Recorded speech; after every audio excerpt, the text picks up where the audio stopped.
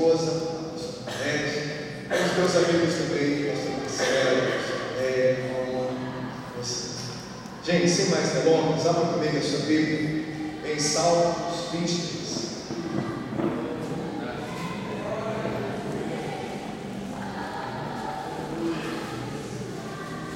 Bom, enquanto você procura, meu nome é Rony, eu sou pastor, pastoreio uma igreja chamada Torre Forte.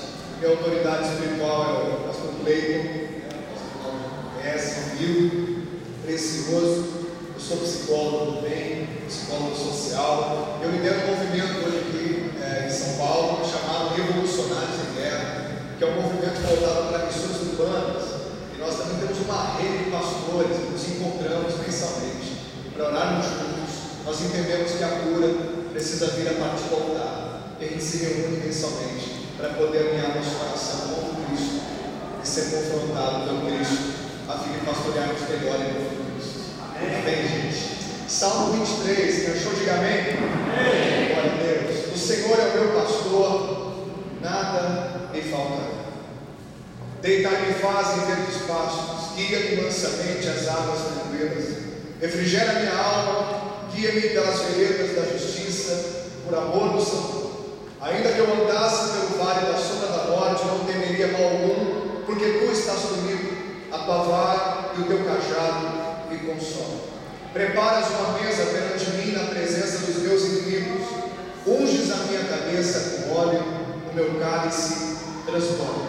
Certamente que a bondade e a misericórdia me seguirão todos os dias da minha vida, e habitarei na casa do Senhor por longos dias. Amém. Pai, esta é a tua palavra, eu lhe agradeço porque tu és bom e a tua fidelidade dura para todo sempre.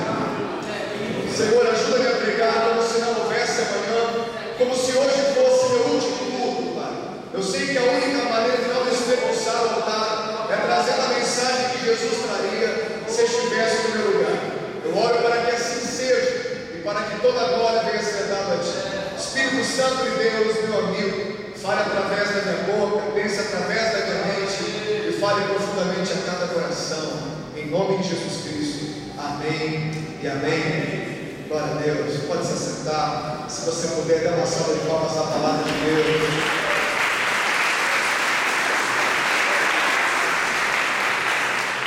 Bom, gente, o pastor falou sobre essa paixão pela literatura. É muito bom conhecer gente que não cometeu suicídio intelectual. Eu vejo gente que, entre a possibilidade de morrer e pensar, ele escolhe a morte ao invés de pensar.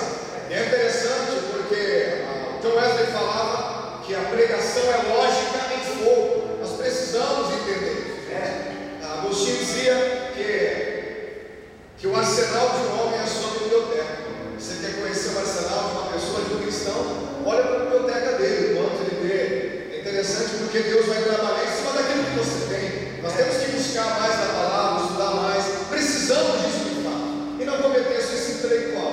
Amém, gente? Aprender a pensar, ter senso crítico e deixar agora melhor. Eu vejo muita gente que tem Cristo na mente, mas que não tem a mente em Cristo. Nosso desafio não é apenas ter Cristo na mente, mas é sobretudo ter a mente em Cristo. Amém. E a palavra vai gerar em nós essa mente do Cristo. Porém a palavra e o Espírito caminham juntos, porque palavra sem Espírito é legalismo, e Espírito sem palavra é misticismo. Vira bagunça, a gente pula a bola para cá e fica buscando aquele arrepio, achando que experiência com Deus mantém alguém na presença de Deus. Experiência com Deus não mantém ninguém na presença de Deus. Eu vejo gente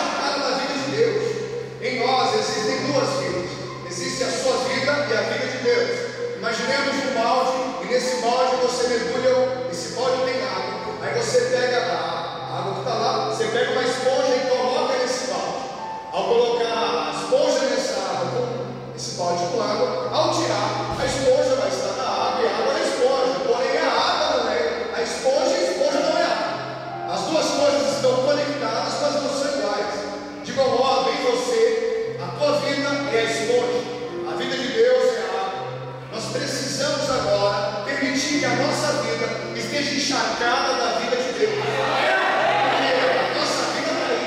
Porém, a vida de Deus em nós está sendo morta pela religiosidade, sendo morta pelo legalismo, sendo morta pelo ato de se acostumar com o sagrado. Nós temos a tendência de vir ao culto todo dia, de tal modo que eu começo a saber agora todo o repertório do culto. O problema não é o que muda fora de mim, o problema é o que muda dentro de mim. A religião tem a tendência de nos colocar no piloto automático, e você vai fazendo, e vai fazendo, e achando que o fato de fazer quer dizer que Deus aprova o que você faz. Aí você fala: pastor, está tanta gente fazendo, e se Deus não está aprovando o ato de fazer, por que não fala nada? É o seguinte: às vezes o ato de fazer, essa cultura fazedora que nós fazemos parte, nos desconecta do relacionamento, e ao nos desconectar do relacionamento, é só uma questão de tempo para que o ventilador um dia pare de girar. Você pode olhar para o ventilador, quando você tira ele da tomada, ele não para de girar na hora, ele até continua girando, mas uma hora ele para. Quando você é desconectado do relacionamento, da intimidade, uma hora você para de girar, uma hora o coração para de queimar, uma hora meu amigo, a gente para de pulsar por Deus. E quando o coração para de queimar por Ele, as coisas que dizem respeito a Ele não me encantam mais, não brilham mais, não me chamam mais a atenção.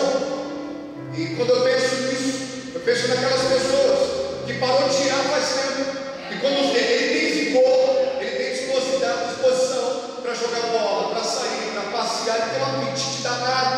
Mas no que diz respeito às questões espirituais, o indivíduo se arrasta, ele vai se arrastando. Por quê? Porque ele se desconectou do relacionamento, não passa mais tempo. Ele não entendeu que o tempo que ele passa com Deus é mais importante do que qualquer coisa que ele possa fazer para Deus. Só pode falar algo em nome de Deus aquele que primeiro foi para o lugar da intimidade, para saber o que Deus tem a dizer sobre ele. Então, antes de você falar qualquer coisa sobre Deus ou em nome de Deus, existe um lugar, um ambiente aonde nós precisamos ir, aonde Deus dará a opinião dele sobre nós, aonde Deus falará algo sobre nós, porque o Deus da Bíblia é um Deus de ambiente. Antes de Deus criar Adão e Eva, ele cria um ambiente, ele cria um ambiente para poder receber esse camarada. De igual modo, Deus só virá e se manifestará no nosso meio se criarmos um ambiente. A unção não precisa de ambiente para ser derramada, mas a presença de Deus precisa de um ambiente para se manifestar. Quando Adão e Eva pecam, eles não perdem a presença, eles perdem o ambiente, e ao perder o ambiente, perdem a presença, porque a presença não se manifesta em qualquer lugar, a presença se revela no ambiente. Então, na hora que eles perdem esse ambiente, eles começam a se esconder, e na hora que eles se escondem, Deus pergunta assim para Adão: Adão, onde está? Mas Deus sabia onde Adão estava, porque Deus é onisciente, Ele sabe de todas as coisas, é onipresente e onipotente. Ele sabia, mas ao perguntar para Adão onde está, é como se ele perguntasse: Adão, por causa dessa escolha, aonde você está no relacionamento comigo agora? Porque anteriormente, tua relação comigo era banhada de confiança, de intimidade, mas agora, onde você está na relação comigo? Eu noto que a sua relação comigo agora é mediada pelo medo, porque enquanto alguns confiam na palavra de Deus, outros desconfiam da palavra de Deus. Enquanto alguns confiam em Deus, nos planos de Deus, na vontade de Deus, outros desconfiam da vontade de Deus. O que eu não entendo no papel, eu entendo no relacionamento. O que eu não entendo em salas de aula, em seminários, eu entendo na intimidade. Eu entendo na amizade, eu entendo como o autor, caminhando com ele, andando com ele, convivendo com ele, então precisamos caminhar com ele, andar com ele, porque no relacionamento, a minha revelação vai para além, cara. Eu posso ficar aqui vomitando um monte de intelectualidade com vocês, quando na verdade a nossa alma anseia pelo rema, é pela palavra específica e diretiva, que transforma, que entra pela fenda do culto e resgata a nossa alma da perdição e da ignorância, que traz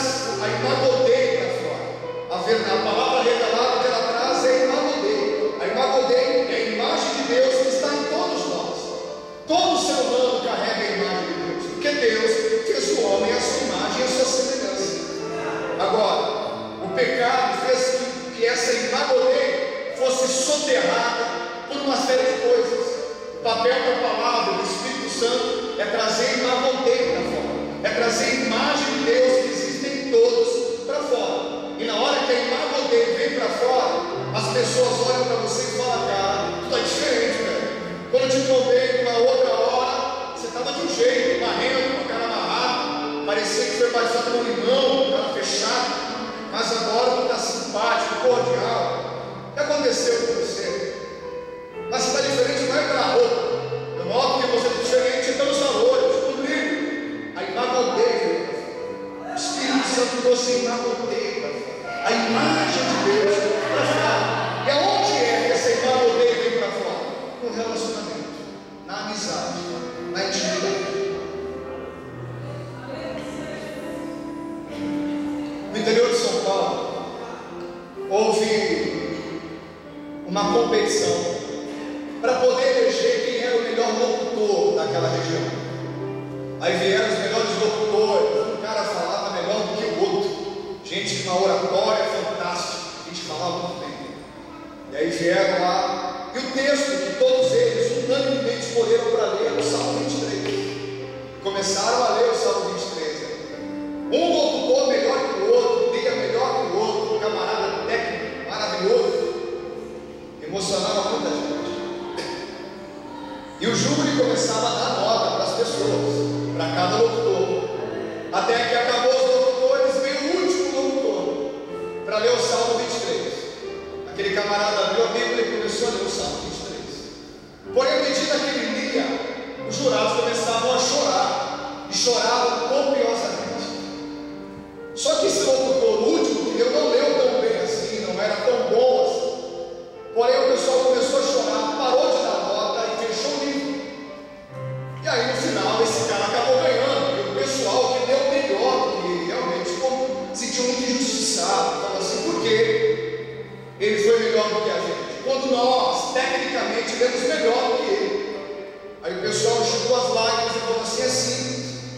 Vocês leram o salmo do pastor, mas esse homem leu como quem conhece o pastor do salmo. Nós lemos o salmo do pastor e podemos ficar aqui o dia inteiro. O que não conhecemos é o pastor do salmo. Nosso desafio é ter mais intimidade com o pastor do salmo, mais relacionamento com o pastor do salmo, mais vida com o pastor do salmo, lado a lado com o pastor do salmo, de tal modo que nosso coração venha ser encharcado de confiança no amor do pastor do salmo. Porque a Bíblia nos compara com a ovelha, porque a ovelha tem uma série de características que remete ao ser humano. Por exemplo, uma delas, a ovelha é um dos animais mais difíceis de você cuidar, porque a ovelha, ao contrário de qualquer outro animal, ela estabelece um vínculo absurdo com o seu pastor, ela estabelece um vínculo absurdo com o seu cuidador. Portanto, imaginemos que você tem um pastor de ovelhas, no literal, e esse cara tem que se mudar para um outro lugar. Ele não pode se mudar para um outro lugar sem comprometer drasticamente a vida e a saúde daquelas ovelhas. Se aquele pastor se muda para um outro lugar e fala: olha, a partir de agora, eu quero que esse cara aqui, esse outro homem, cuide dessas ovelhas. Não, primeiro, aquelas ovelhas só obedecem a voz daquele pastor. Segundo, elas entram num estado tão profundo de tristeza que não comem, adoecem por causa disso. Então o que o pastor fazia quando ele tem que ir embora, quando ele tem que se mudar para outro lugar? Esse pastor trazia um co-pastor. Então esse pastor tem que ir embora, ele tem que se mudar, não vai poder mais cuidar daquele rebanho. Então o que ele faz? Ele traz um co-pastor, uma pessoa que vai cuidar do rebanho junto com ele, até a partida dele. E aí ele começa a pedir para que esse co-pastor fale em seu lugar. Ele dá o comando para o co-pastor e esse co-pastor fala no lugar dele. Ele vai dando óleo até o rebanho se familiarizar com a voz desse pastor, para que no dia que esse pastor tiver que partir, o rebanho não sofra tanto assim. Quem é o seu pastor? É Jesus. Quem é o co-pastor? Somos nós. Cristo teve que partir para a glória, para a eternidade, nos chamou para caminharmos com Ele. Então, na verdade, toda a ordem que damos ao rebanho nada mais é do que uma ordem que tem Cristo no pastor. É por isso que Deus, através do apóstolo Pedro, diz que nós devemos pastorear o rebanho de Deus com zelo, com cuidado, porque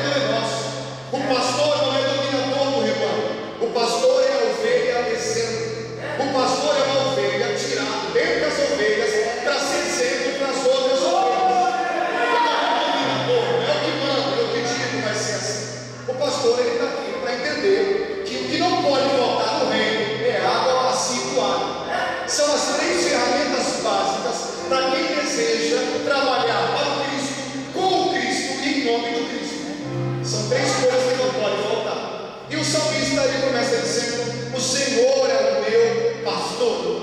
Gente, quando Davi fala, o Senhor é o meu pastor, ele se põe na condição de ovelha. E ao se colocar na condição de ovelha, uma coisa que a ovelha não pode fazer por si só é cuidar de si mesmo. Então, na hora que ele diz, o Senhor é meu pastor, ele está dizendo, eu sou ovelha. E ao dizer, eu sou ovelha, está dizendo, eu não posso cuidar de mim mesmo. Não tenho nada, não sou nada, não posso nada. Eu não consigo. Eu preciso de alguém para me guiar, de alguém para me instruir, de alguém para me influenciar. Não posso cuidar de mim mesmo. Não posso cuidar de mim mesmo, logo eu não posso cuidar do outro. Logo eu não posso cuidar da vida, não posso. Eu dependo de alguém, não dá. Tu és o meu pastor. Eu preciso de um pastor e nada me faltará. A gente lê muito erroneamente, porque não é nada me faltará. Ele quer dizer o seguinte: de nada tereis falta, ainda que eu não tenha tudo que quero. De nada tereis falta, ainda que eu não tenha tudo que quero. Eu posso querer um carro, posso querer alguém, posso querer um abraço, posso querer uma comida, eu posso querer muita coisa, mas de nada do que é essencial tereis falta, ainda que eu não tenha tudo que é supérfluo. De nada tereis falta, ainda que eu não tenha tudo. Agora, o que o Davi também quer dizer, mais profundo ainda, note, quando ele diz, o Senhor é meu pastor, ele está dizendo, eu sou uma ovelha. E por dizer, eu sou uma ovelha, ele está dizendo, eu não posso cuidar de mim mesmo. E a única coisa que não pode faltar na história de uma ovelha é um pastor. Porque sem um pastor ela se perde e morre. Então ele está dizendo que o Senhor é meu pastor e ele, quem? O pastor, não me faltará. O que não pode faltar é o pastor. Se Deus te der tudo, mas te negar ele mesmo, então ele te odeia. Mas se Deus te negar tudo e te der dele mesmo, então ele te ama.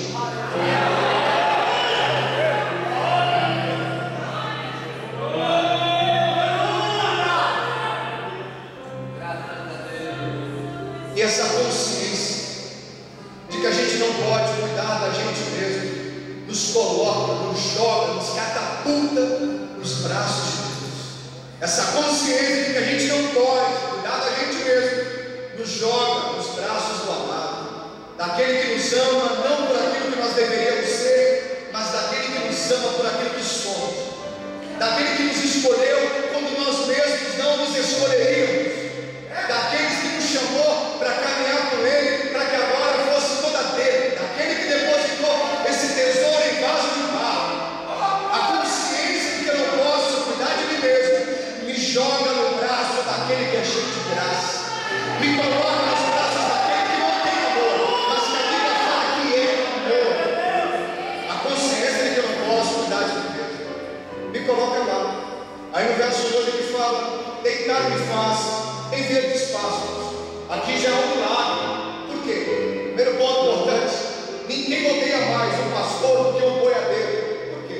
Porque a ovelha, por onde passa, destrói tudo. A ovelha é o único animal que come até a raiz da grama, e aonde ela come não desce mais, porque ela come tudo, ela destrói. Uma natureza profundamente devoradora. Então quando ele fala, primeiro ponto, deitar me faz. Deitar, descansar, dormir. Deus trabalha enquanto a gente dorme. Por que Deus trabalha enquanto a gente dorme? Porque nós somos como crianças. Deus é como um pai. Quem é mãe aqui? Mãe, você que tem filho pequeno, já teve? A única hora do dia que você conseguia trabalhar é quando sua filha dormia. Porque acordada ela só trabalhava. Assim somos nós. Acordado nós não temos trabalho. Mas quando nós dormimos, Deus consegue trabalhar. Então quando a gente dorme, Deus consegue trabalhar muito bem. Quando a gente descansa. Por que você acha que Deus criou a Eva na costela do Adão enquanto ele dormia? Porque se o Adão tivesse acordado, daria muito palpite. Olha, não quer mais, é assim, pode fazer o cabelo assado. Cara, vai dormir, meu Deus. Vai dormir, porque eu deixo o homem trabalhar. Eu sei o que fazer, sei como atuar. Pode ficar tranquilo. A palavra diz que o reino de Deus se assemelha àquele homem que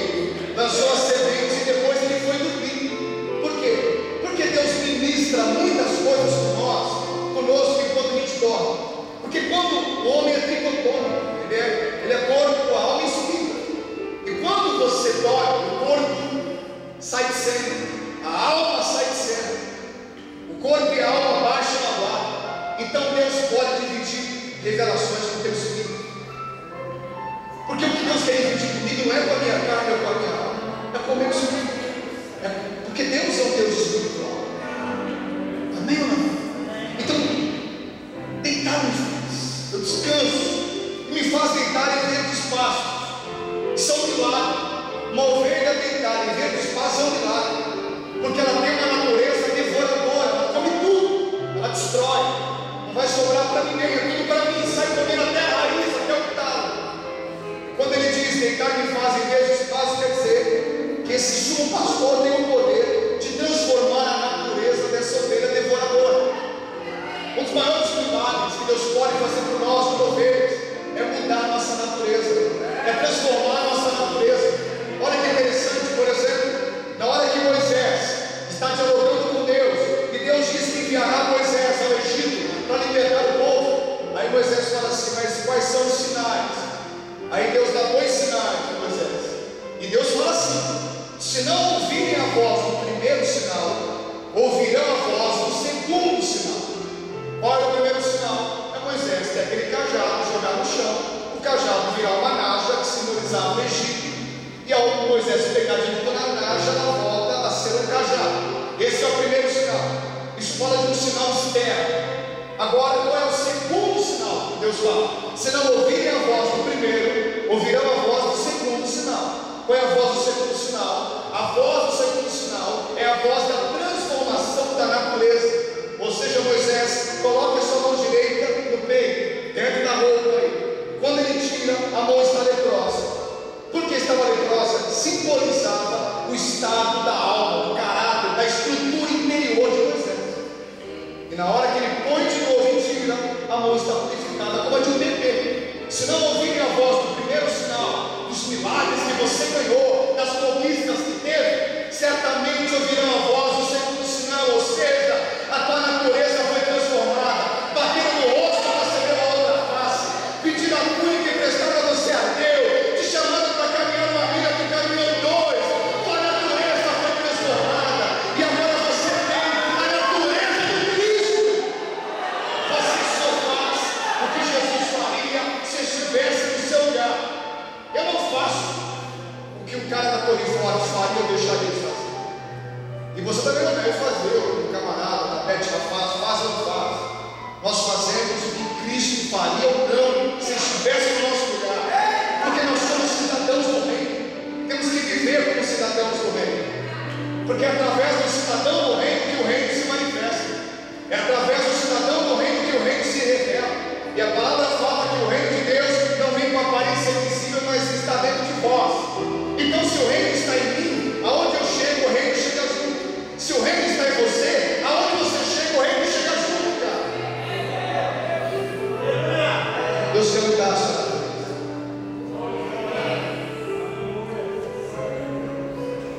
A palavra fala que a arca de Deus foi roubada, porque quando ela é carregada no ombro de pessoas reprovadas, ela é roubada. E quando ela fica um tempo fora, e aí Deus começa a ver o povo que roubou essa arca com enfermidade. Eles se reúnem para poder dialogar, para saber se foi Deus ou não que estava ferindo o povo com aquilo. O que eles fizeram então? É o seguinte: se foi Deus realmente que está nos ferindo com essa enfermidade, vamos ver se foi Deus ou não. Eles pegam um boi que nunca foi colocado o jugo sobre ele, um boi novo, um boi que não era manso, um boi bravo, tipo esses boi de rodeio, e fala o seguinte: nós iremos colocar a arca da aliança em cima de uma carroça, para esse boi bravo conduzir, e esse boi vai ter que levar essa arca até determinado lugar. Se eu colocar essa arca em cima desse carro, e esses bois levarem a arca, esses bois bravos, que nunca foi colocado sobre eles o jugo, se eles levarem a arca até um determinado lugar onde nós iremos propor, então foi Deus. Por quê? Porque somente Deus pode transformar a natureza de um animal ou de uma pessoa. E eles fazem isso. E ao fazer isso, aqueles bois que eram bravos, na hora que eles colocam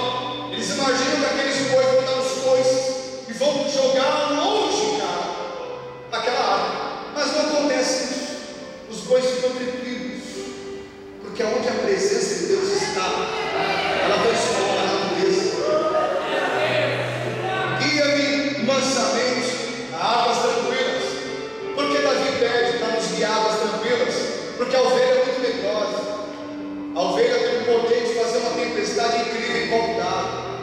A ovelha se percebe que a água está agitada, ela não bebe. Por que não bebe? Porque ela supõe que aquela água, de algum modo, vai sair daquele lado, vai cair na sua lã e vai jogar lá para lá.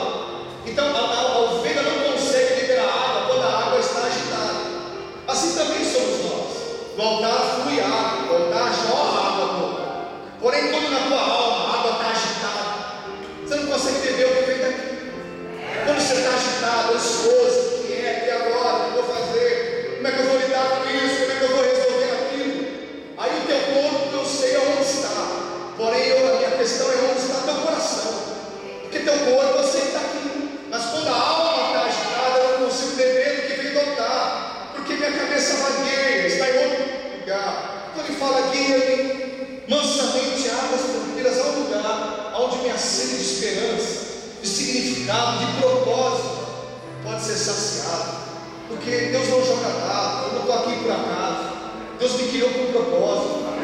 Deus não une pessoas, Deus une propósito. Eu preciso descobrir o propósito. Refrigera a minha alma, guia-me pelas veredas da justiça, por amor do Senhor. Refrigera. Existem dois tipos de descanso na alma. O primeiro descanso é aquele quando Cristo diz: vinde a mim, vós que estáis cansados e sobrecarregados, eu vos aliviarei. Nesse primeiro contato, você tem descanso na alma. Agora existe um outro nível de descanso, que é o aprofundamento do descanso, que se dá não quando você vai a Ele, que se dá quando você inicia um relacionamento com Ele e começa a aprender com Ele. Que Ele diz: e aprendam de mim, que sou manso e humilde de coração, e achareis descanso para a vossa alma. Primeiro descanso, primeiro nível do refrigerar é eu ir ao teu pastor. E o segundo nível do refrigerar é quando eu inicio agora uma amizade, uma intimidade com esse pastor. Versículo 4 diz: ainda que eu andasse pelo vale da sombra da morte, não temeria mal algum, porque tu estás comigo.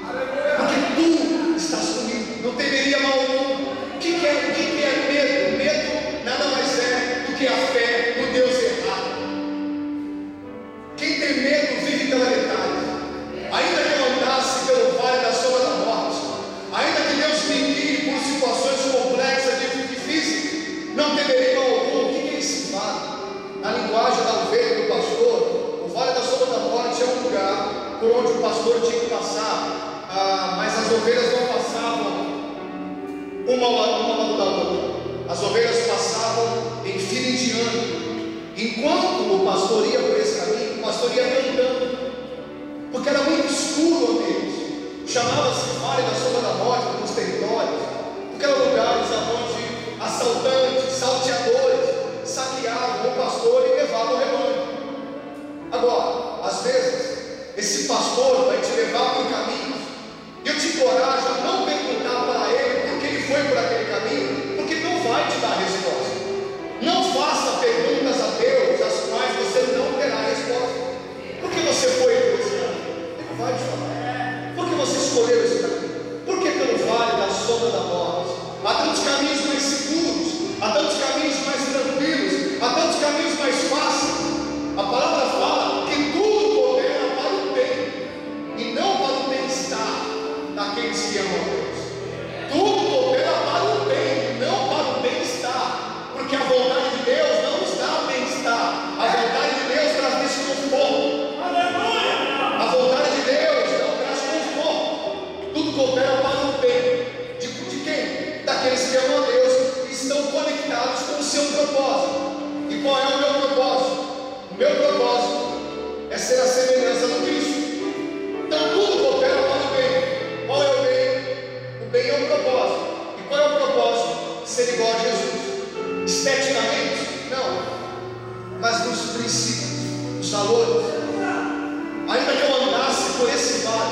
do qual não tenho respostas, do qual só tenho questionamentos. Por quê? Por quê? Por quê? Aí, então a questão não é por quê, a questão é por quê. Deus, o que do seu coração eu recebo nessa fase da minha vida? O que eu recebo do teu coração nesse momento da minha vida? Às vezes Deus permite que nós passemos pelo hospital para que recebamos do coração de Deus empatia por quem está hospitalizado. Às vezes Deus permite que a nossa vida passe pelo nascimento de uma criança autista, para que recebamos do coração de Deus empatia por quem tem filhos especiais. A irmã chegou e falou: pastor, em crise, por que Deus me deu um filho especial? Falei: irmã, Deus só dá filhos especiais para pais especiais. Você tem um filho especial porque você é uma mãe especial. Então a pergunta não é por que eu tenho um filho especial. A questão é o que o seu coração recebe. Então, quando nós atravessamos o vale da sombra da morte, é no vale da sombra da morte que nós recebemos do coração do pastor. E é no vale da sombra da morte que o pastor remove da ovelha 3 ilusões. Quais são as 3 ilusões de todo ser humano? É a ilusão de liberdade. Todo mundo acha que é livre. Sou livre. A gente canta livre para correr, livre para pular, sou livre. Ninguém é livre. Você apenas escolhe quem você vai servir. Ninguém é livre. Você nunca vai ser livre. Você é escravo da opinião pública. Você é escravo da tecnologia.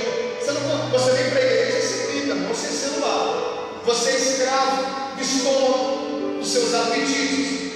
Tem gente que o jejum dele ou dela dura até a primeira fome bater. Ele começa o jejum às 8 e entrega às 10. Aguentei, estava difícil. O cara é escravo do estômago, escravo daqui. Você pode falar que não vai comer, mas uma hora você se rende. Nós somos escravos de uma série de coisas. A gente é escravo de desejos e fetiches que ainda não foram colocados aos pés da cruz. Nós somos escravos do medo. A prova que nós somos escravos do medo é que na igreja ninguém é quem é. Na igreja nós somos quem gostaríamos de ser. Você é quem é na tua casa, no trabalho, no grande ou no local. Na igreja ninguém é quem é não. Aqui nós não somos massa. Se tem um lugar para a gente não ser a gente, é a igreja. É um lugar onde a religião faz o desserviço correndo. A outra coisa que o vale da sombra da morte remove da gente, além da liberdade, é a ilusão de soberania. Existem coisas que você acha que nunca vão acontecer com você. Vai acontecer com o outro. Com você não, porque você tem um bom convênio, você tem uma saúde impecável, você tem um bom carro blindado. Eu morrer, baleado? Não, o carro é blindado. Mas você levar um tiro no globo, fora do carro. Aí tem coisas que nunca vão acontecer com a gente. No adultério, jamais. Aquilo, eu com minha filha engravidada, você é louco. Aí Deus permite que nós passemos pelo